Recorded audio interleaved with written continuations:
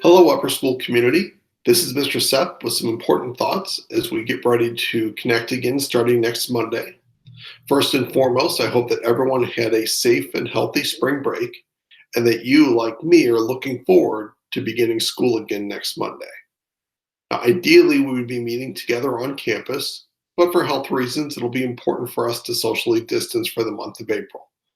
Therefore, the upper school will continue on with e-learning throughout all of April. The purpose of this video is to share some basic thoughts with you about what the upper school will look like virtually. There's also a letter that's linked in this video, and I do encourage you to take a look at that letter fully. There are many more details in it than I'll share. But for now, I want to give you a brief overview of what to anticipate. First, let's talk about academics. Academically, before spring break, we had e-learning that was split into an alternating schedule of E days and A days. We're going to continue with the EA rotation, but I've made some slight changes to the class periods. Starting next Monday, which is an E day, there will be periods 1, 2, and 3. And then next Tuesday will be our first A day, and that's periods 4, 6, 7, and 8. The reason that I've switched fourth period from E to A is that more upper school students have an open period during the last half of the day.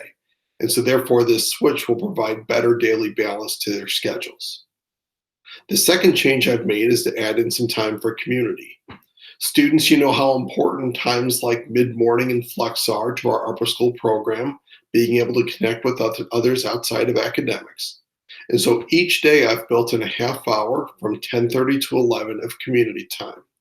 On those days, which will be based on days of the week, we'll be engaged in activities like we typically would be on campus. Next Monday, I do plan to host a virtual assembly with all upper school students and faculty. Next Tuesday, we're going to host virtual advisory meetings. Next Thursday will be class meetings.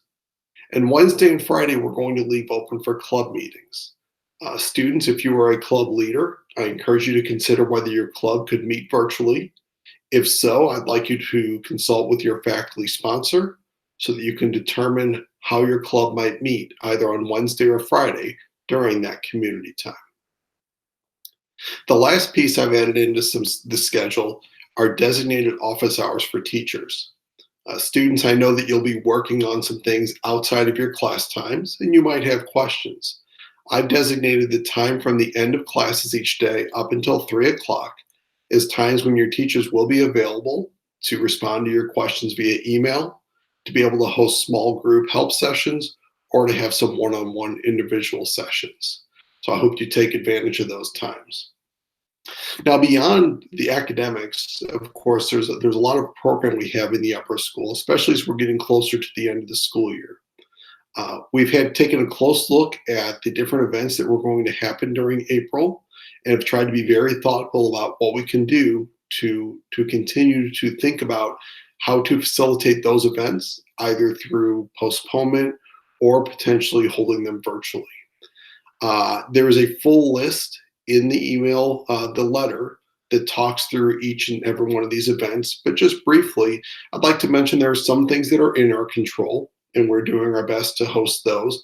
So for example, I had already communicated to juniors and seniors that we still anticipate being able to hold prom.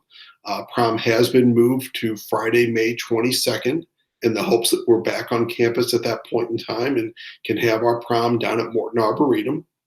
There are also things under our control like senior speeches and hilltop presentations. Both of these were planned to continue on throughout April. Senior speeches every Tuesday, Thursday.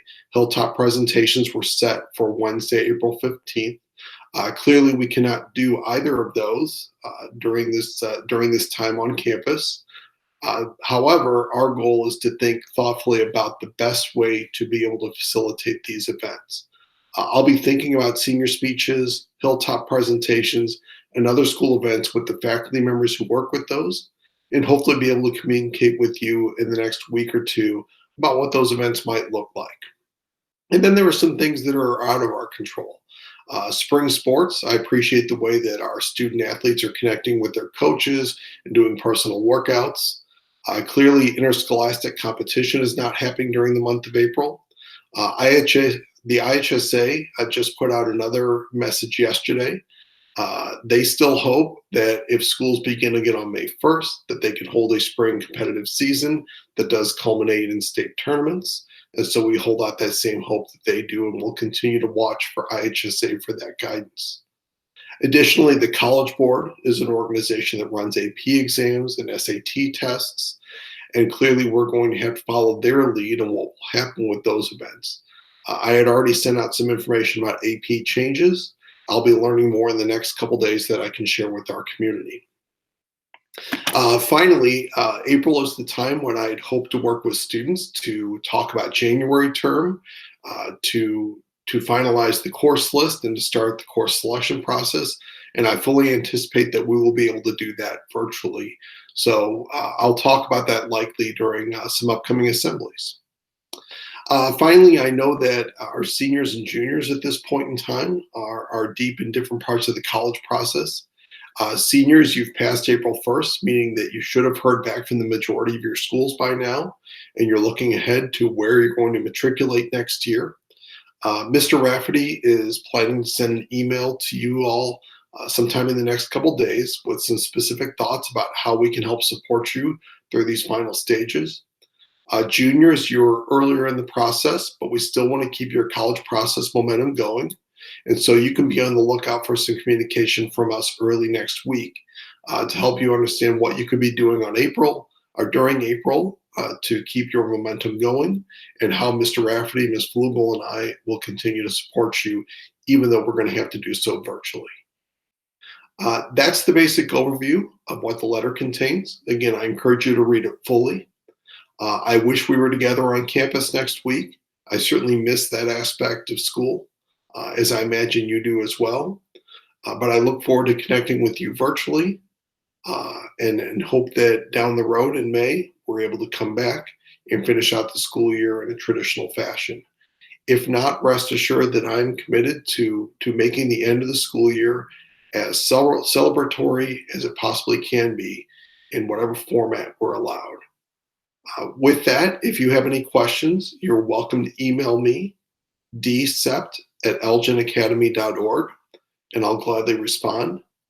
Otherwise, I hope that you enjoy the last couple days of your spring break, and I look forward to connecting with you in classes, during community time, and during faculty office hours starting next week. Thank you so much. Goodbye.